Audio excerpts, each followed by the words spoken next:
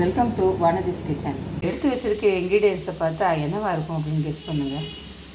ஒரு சிம்பிளான வெங்காய ரசம் செஞ்சு காட்டுறேன்.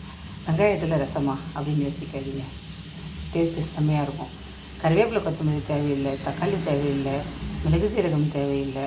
ஆனால் டேஸ்ட்டு செம்மையாக இருக்கும். இது கும்பகோணம் ஸ்பெஷல். இந்த அளவு புளி, ஒரு பெரிய நெல்லிக்காய் அளவு புளி, ஒரு ஸ்பூன் வெந்தயம், 2 காஞ்ச மிளகாய், ஒரு சின்ன வெங்காயத்தை பொடியாக நறுக்கிக்காங்க. இந்த புளியை நான் இப்போ கரைச்சி வச்சுருக்கேன். உப்பு போட்டு கரைச்சி வச்சுருக்கேன். இப்போ ரசம் எப்படி செய்யலான்னு பார்க்கலாம் வாங்க. வெந்தயம் லேசாக செவந்த உடனே மிளகாயை போட்டுக்கலாம். வெந்தயம் ரொம்ப செவக்க விடக்கூடாது. மிளகாயை போட்டுட்டு மிளகாய் வறுபட்ட உடனே வெங்காயத்தை சேர்த்துக்கோங்க.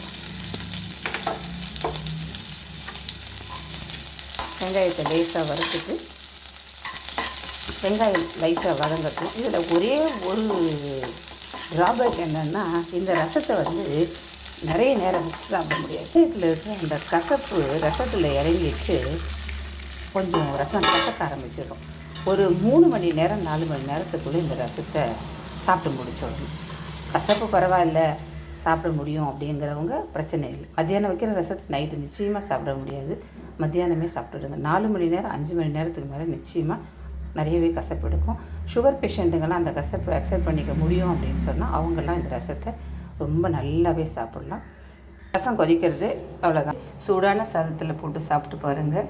ரொம்ப டேஸ்ட்டாக இருக்கும். பிடிச்சதுன்னா லைக் பண்ணுங்கள், ஷேர் பண்ணுங்கள், சப்ஸ்கிரைப் பண்ணுங்கள். நன்றி, வணக்கம்.